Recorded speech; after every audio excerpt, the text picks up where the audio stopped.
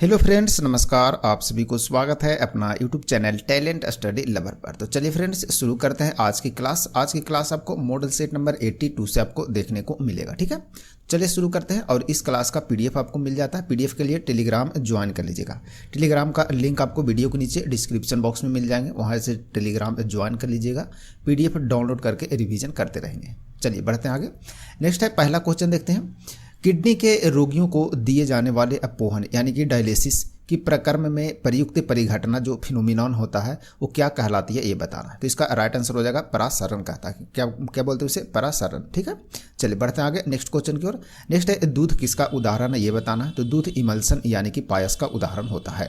Next है, बारूद किसका मिश्रण है। तो बारूद जो होता है वो सल्फर, चारकोल, नाइटर जिसे कि पोटेशियम नाइट्रेट कहते हैं। ठीक है ना, इसका मिश्रण होता है, यानी कि सल्फर, चारकोल और नाइटर का मिश्रण होता है क्या? बारूद होता है।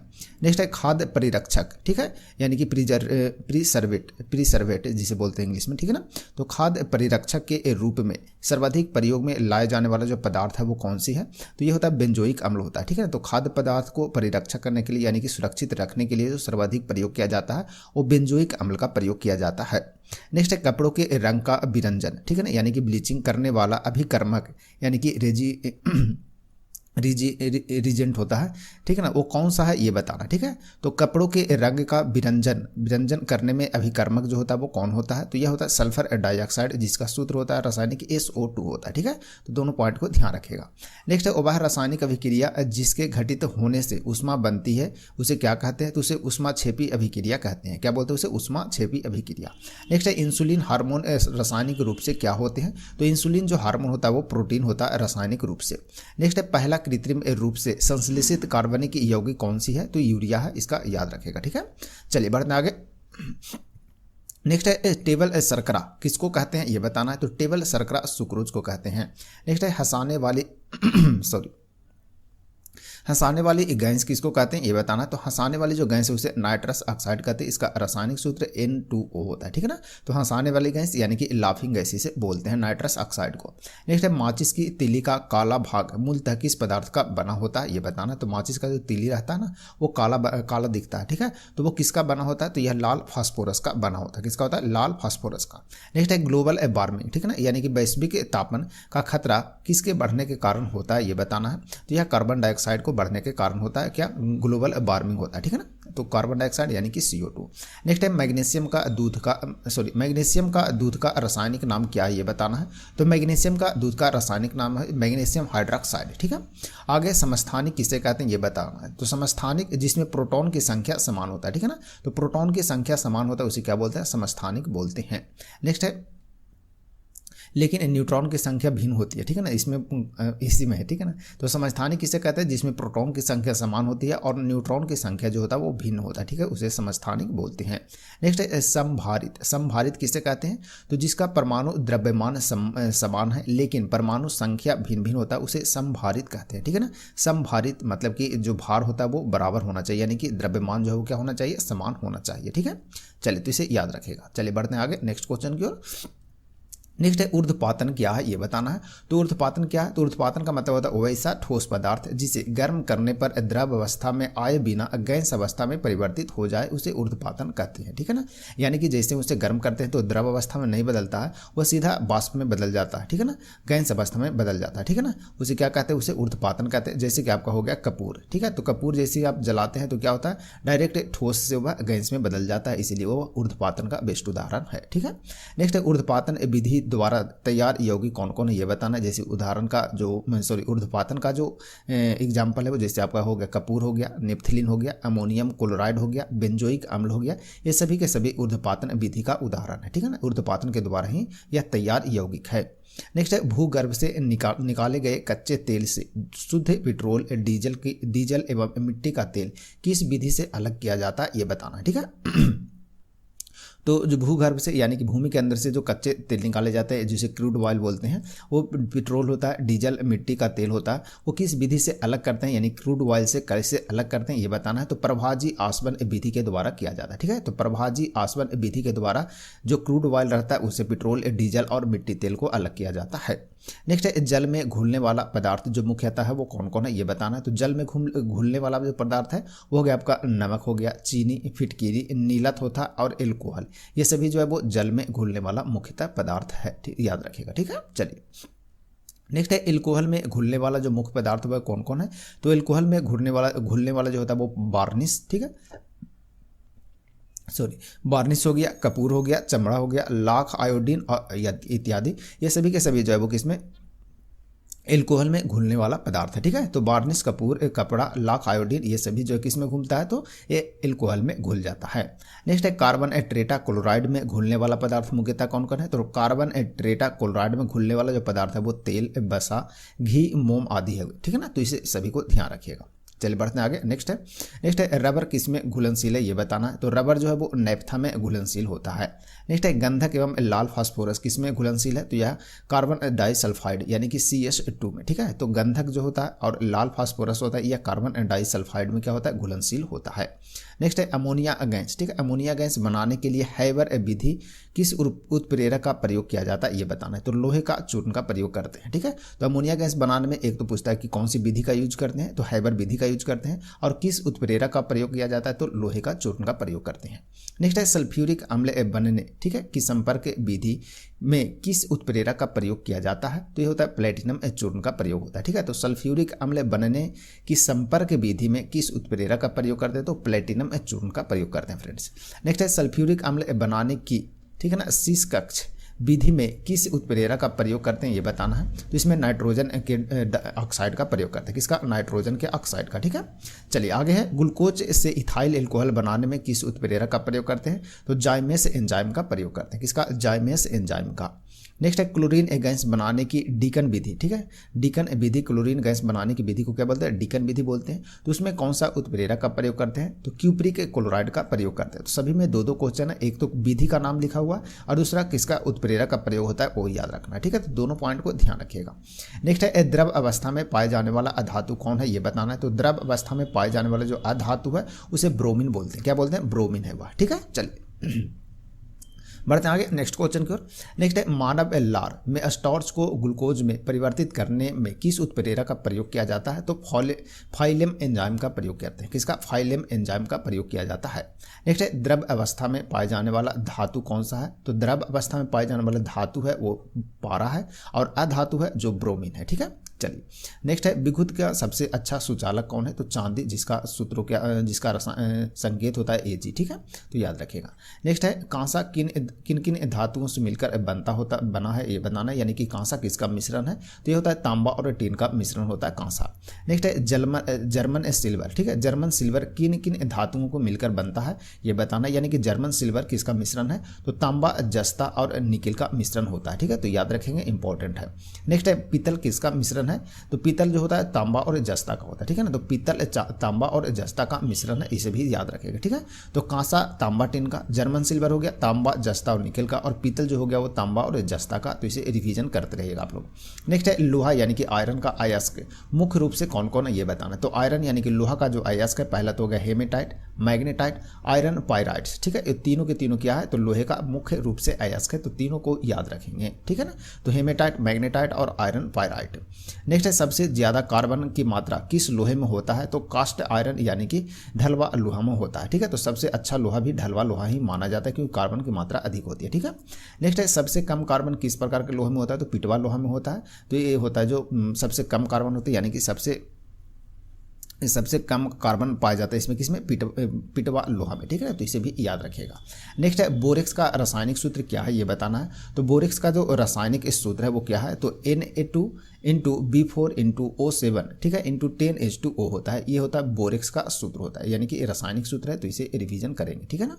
चलिए नेक्स्ट है जिप्सम का रासायनिक सूत्र क्या है। तो CaSO4 इंटू 2H2O होता है। ये होता है जिप्सम का सूत्र होता है। नेक्स्ट है शुष्क बर्फ यानी कि ड्राई आइस कैसे बनता है ये बताना है। तो ड्राई ड्राई आइस कैसे बनता है यानी कि शुष्क बर्फ कैसे बनता है, तो कार्बन डाइऑक्साइड यानी कि CO2 वायुमंडलीय दाब पर -78 डिग्री सेंटीग्रेड ताप पर ठोस अवस्था में परिवर्तित हो जाता है, ठीक है, जिसे शुष्क बर्फ कहते हैं, ठीक है ना। तो शुष्क बर्फ किसे कहते हैं ये आपको इसमें ध्यान रखिएगा, ठीक है। तो कार्बन डाइऑक्साइड वायुमंडलीय दाब पर -78 डिग्री ताप पर ठोस अवस्था में क्या होता है, परिवर्तित हो जाता है कार्बन डाइऑक्साइड, ठीक है। उसे क्या बोलते हैं, ठोस शुष्क बर्फ बोलते हैं यानी कि ड्राई आइस बोलते हैं।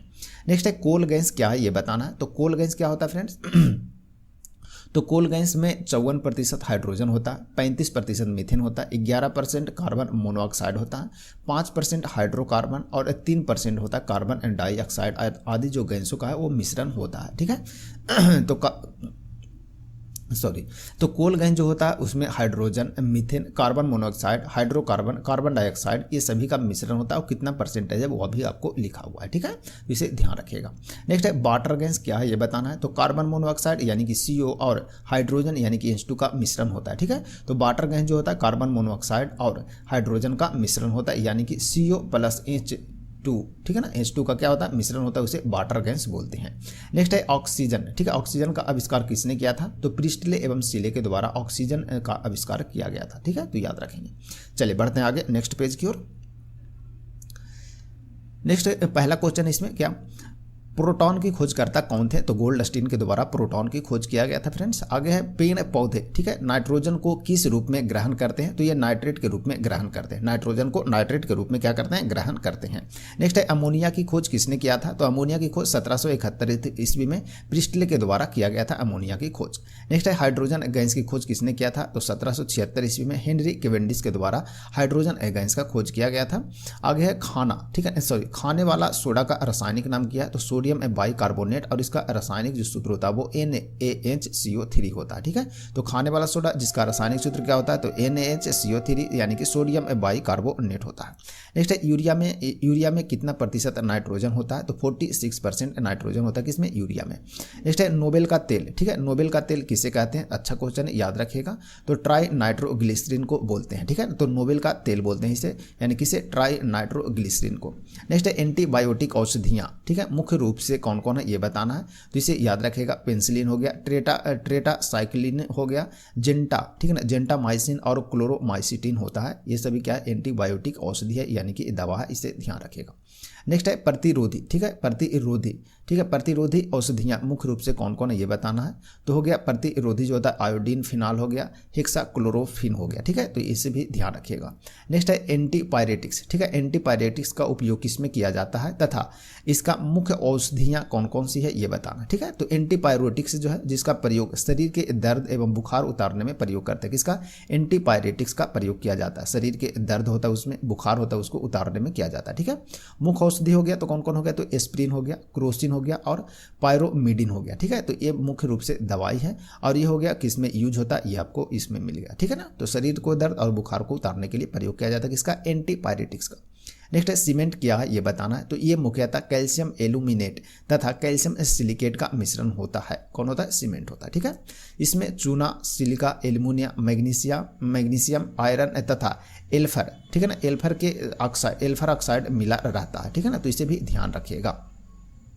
नेक्स्ट है पायरेक्स कांच क्या है ये बताना है। तो सोडियम सिलिकेट तथा बेरियम सिलिकेट का मिश्रण होता है, ठीक है ना, तो सोडियम सिलिकेट और बेरियम सिलिकेट के मिश्रण को क्या बोलते हैं, पायरेक्स कांच बोलते हैं।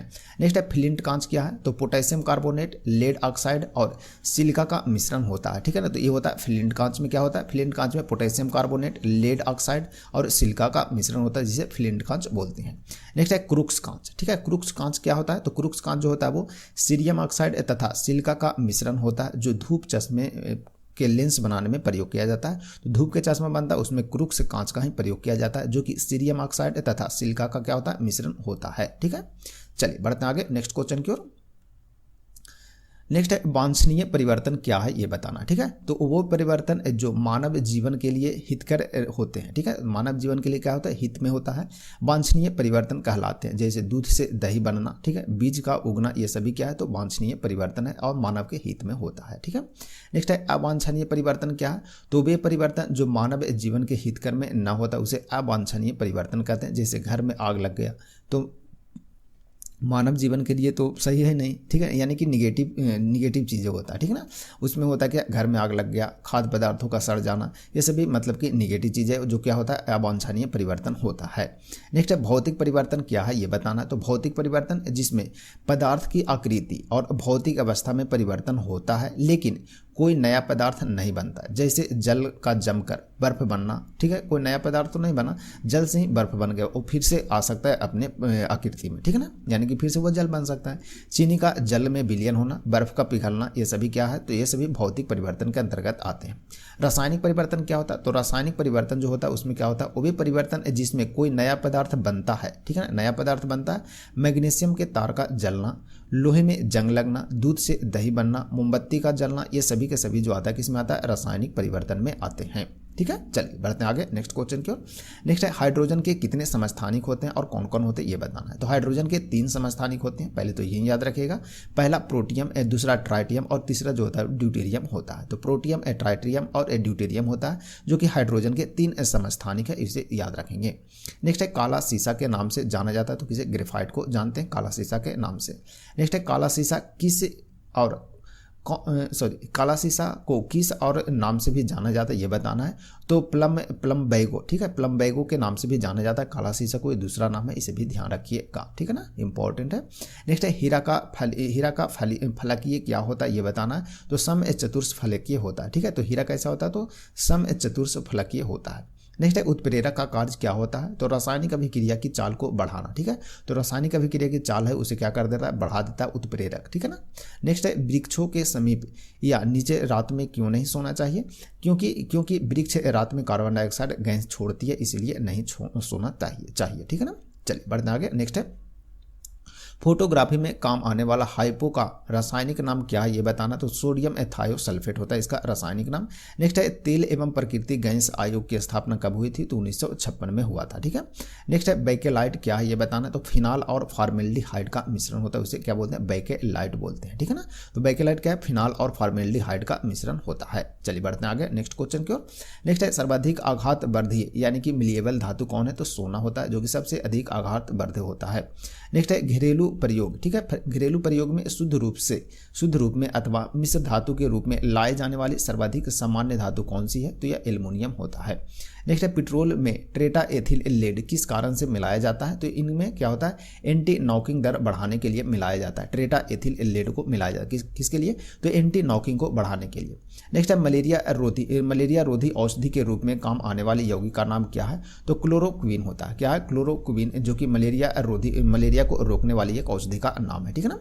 नेक्स्ट है क्या, एस्प्रिन का रासायनिक नाम क्या है ये बताना है। तो एसिटाइल सैलिसिलिक अम्ल होता है जो कि एस्प्रिन का रासायनिक नाम है। नेक्स्ट है मानव रक्त का पीएच मान कितना होता है। तो 7.4 होता है और यह कैसा होता है, तो यह प्रकृति में क्षारीय होता है, ठीक है, तो इसे याद रखेगा।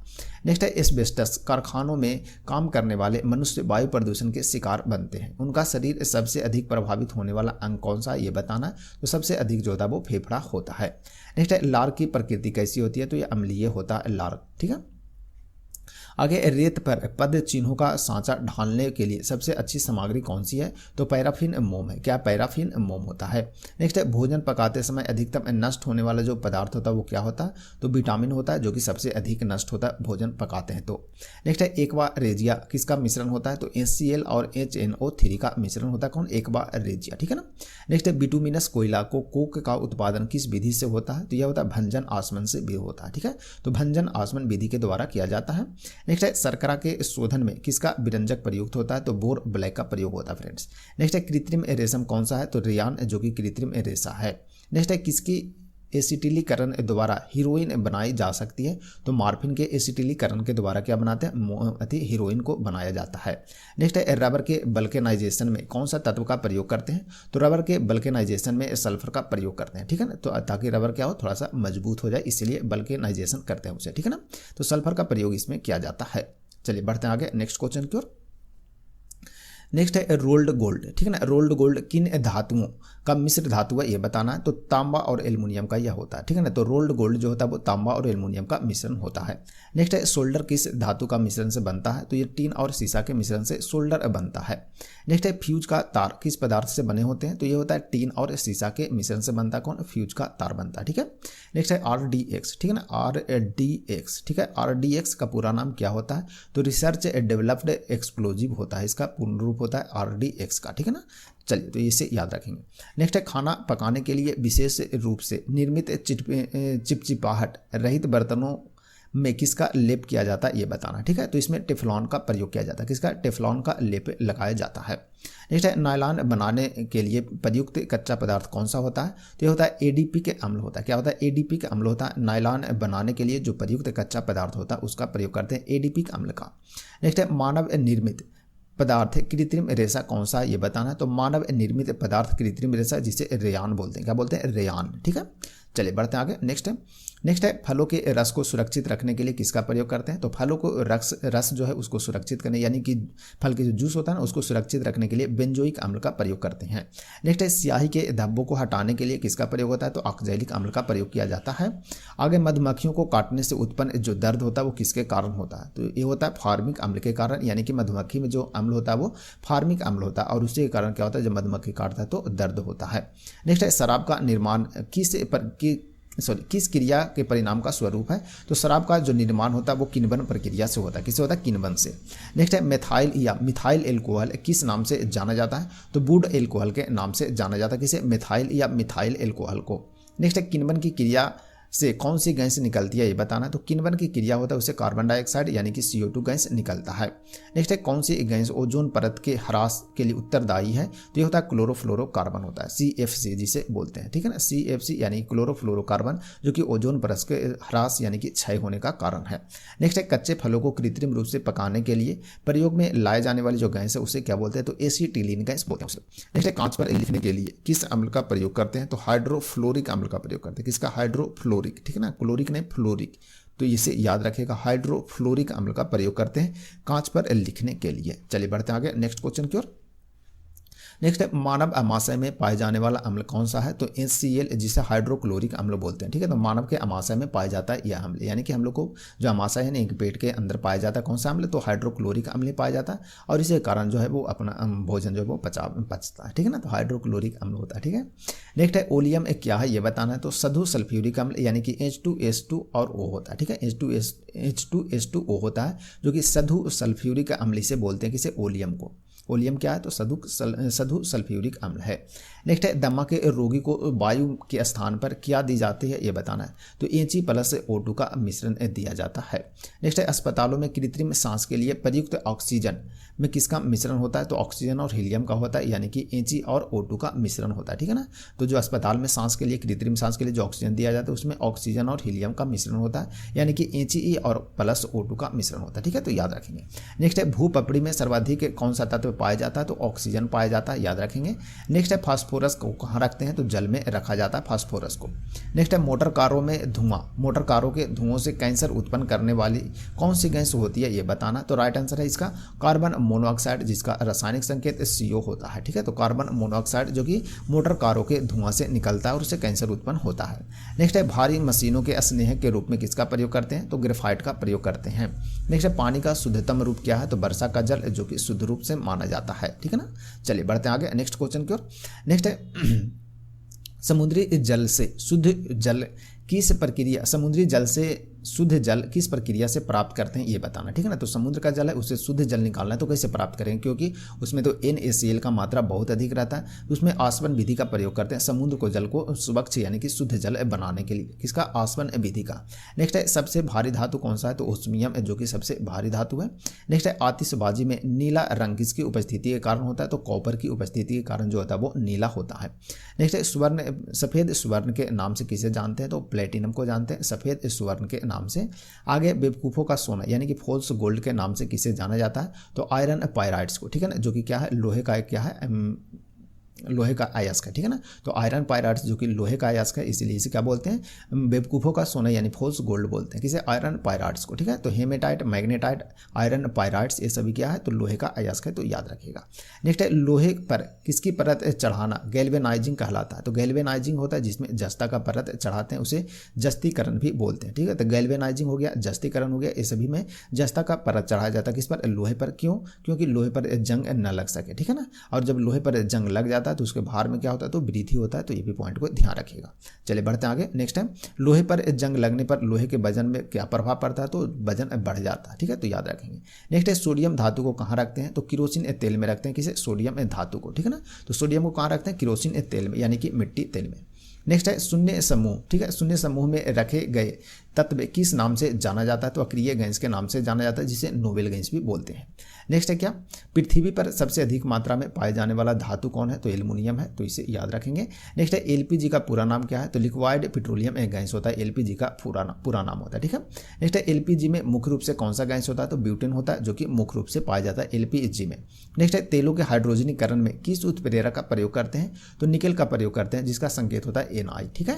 नेक्स्ट है नीले लिटमस पत्र को लाल कर देता है, तो कौन करता है, तो अम्ल कर देता है। तो अम्ल जो है वो नीले लिटमस पत्र है उस पर क्या कर देता है, लाल कर देता है, यानी कि रेड कर देता है, ठीक है।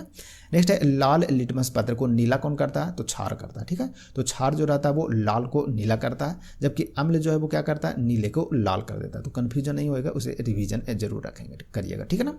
नहीं तो एग्जाम में ऐसे आ जाएगा तो कन्फ्यूज हो जाएंगे, ठीक है ना, इसलिए रिवीजन जरूरी है। चलिए बढ़ते आगे। नेक्स्ट है हमें जीवित रखने वाली ऑक्सीजन प्रकाश संश्लेषण का उत्पाद है, ये कहाँ से आती है, ये बताना। तो ये जल से आता है, कहाँ से आता है, तो यह जल से आता है। नेक्स्ट है इंसुलिन की खोज किसने किया था, तो एफ बैटिंग के द्वारा किया गया था 1932 ईस्वी में, ठीक है। तो इंसुलिन का खोज बैटिंग के द्वारा 1932 ईस्वी में किया गया। नेक्स्ट है हृदय परिवर्तन की खोज किसने किया था, तो क्रिश्चियन बर्नार्ड के द्वारा किया गया था 1967 में, ठीक है ना। तो डॉक्टर क्रिश्चियन बर्नार्ड के द्वारा हृदय परिवर्तन की खोज किया गया 1967 ईस्वी में। नेक्स्ट है सल्फा ड्रग, ठीक है। सल्फा ड्रग की खोज किसने किया, तो जी डोमाक के द्वारा किया गया, ठीक है ना। नेक्स्ट है हैजे का टीका का खोज किसने किया, तो रॉबर्ट कोच के द्वारा 1884 ईस्वी में। कब, 1884 में रॉबर्ट कोच के द्वारा हैजे के टीके की खोज किया गया, ठीक है। आगे डीडीटी की खोज किसने किया था, यह बताना है। तो डॉक्टर पॉल मूलर के द्वारा किया गया था 1939 ईस्वी में, डीडीटी का खोज किया गया।